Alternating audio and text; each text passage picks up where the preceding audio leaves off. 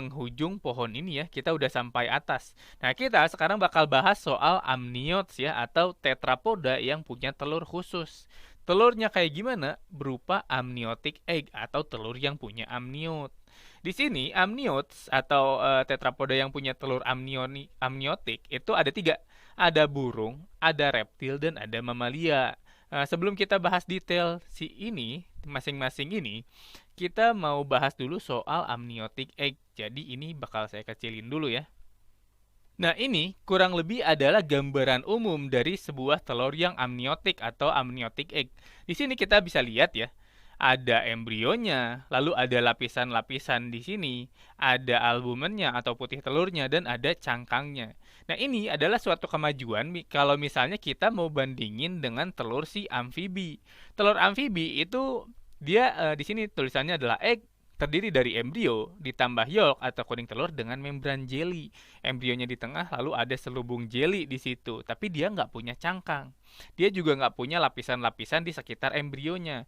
Nah, itu kontras dengan si telur amniotik di sini. Jadi si telur amniotik tadi ada embrionya, ada lapisan-lapisan pelindungnya, ada albumennya, dan ada cangkangnya. Dan masing-masing itu punya peranan yang menunjang kehidupan atau perkembangan si embrio tersebut. Jadi gini, saya punya pertanyaan. Kita udah tahu kan telur itu isinya apa? Ada bayi kan di situ, ada embrio kan di situ. Dan embrio itu hidup kan. Dia tuh kalau hidup artinya ciri-ciri makhluk hidup itu harus makan kan, harus bernafas kan. Dan abis makan dia juga buang air kan. Nah, si embrio ini tuh dia melakukan tiga-tiganya nggak? Dia makan nggak? Dia bernafas nggak? Dia kalau misalnya makan dia buang air apa enggak? Nah, itu pertanyaan-pertanyaan tersebut bisa kita jawab kalau misalnya kita paham dengan peranan ini nih yang ditunjuk oleh si panah-panah ini nih. Jadi, pertama kita mau bahas dulu yang bagian sininya dulu nih. Ada beberapa membran ekstraembrionik atau membran di sekeliling embrio ini yang menunjang fungsi-fungsi tersebut. Saya mau tandain dulu di sini. Kita mulai dari yang paling luar dulu nih di sini. Ada korion. Nah, korion itu fungsinya buat apa? Nah, tadi pertanyaan pertama adalah si embrio ini, dia bernafas atau enggak? Dan jawabannya itu iya, dia bernafas. Bernafasnya pakai apa? Jadi gini, si cangkang itu kita tahu kan, dia itu keras kan. Dia itu ya keras gitu, bisa pecah tapi ya tadi dia keras. Tapi kalau misalnya kita zoom pakai mikroskop, itu sebenarnya di daerah sini-sininya, di daerah luar cangkang itu permukaannya tuh ada pori-pori. Buat apa? Buat memfasilitasi transfer gas dengan lingkungannya. Jadi ini katakanlah cangkang. Ini adalah lingkungannya. Di lingkungannya atau di udara lepas itu kan ada gas kan. Salah satunya adalah gas oksigen. Ini saya tandain oksigen. Dan juga ada CO2 kan. Sini titik-titik juga deh. Nah, si oksigen dan CO2 itu sebenarnya dia bisa masuk dan keluar. Jadi oksigen itu pasti dibutuhkan oleh si embrio kan. Jadi oksigen itu dia bisa berdifusi masuk lewat si cangkang ini. Dan si CO2 juga dia sama. Dia juga bisa keluar dari si cangkang ini. Dan peranan itu, kedua transfer gas itu difasilitasi oleh bagian yang membran paling luar ini yang disebut dengan nama korion. Makanya kalau misalnya kita lihat gambar di sini, si korion itu bagian sini ya, dia itu nyambung sama pembuluh darah. Pembuluh darahnya lalu nyambung kemana? Ke si embrio ini. Jadi embrio ini dia bernafas ngambil oksigen dari luar yang kemudian terdifusi atau terlarut di sini, diambil dan mengalir lewat pembuluh darah sampai ke si embrionya. Begitu pula ketika si embrionya mau buang nafas, buang CO2 juga sama prosesnya.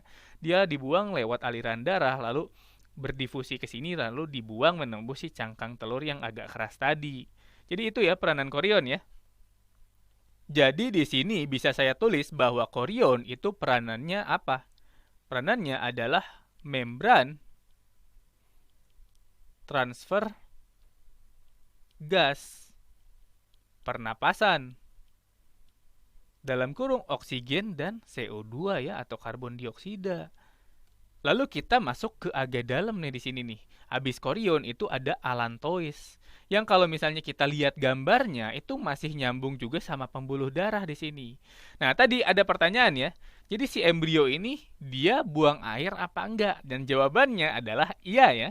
Karena dia makhluk hidup dia butuh makan dan dia juga pasti kalau habis makan ya buang air dong. Nah, si kok tadi kotoran-kotoran atau sisa metabolismenya dibuang kemana? Apakah dia juga dibuang keluar?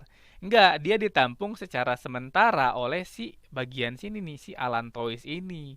Di sini-sininya ya. Jadi di sini bisa saya tulis bahwa allantois itu fungsinya adalah wadah penampung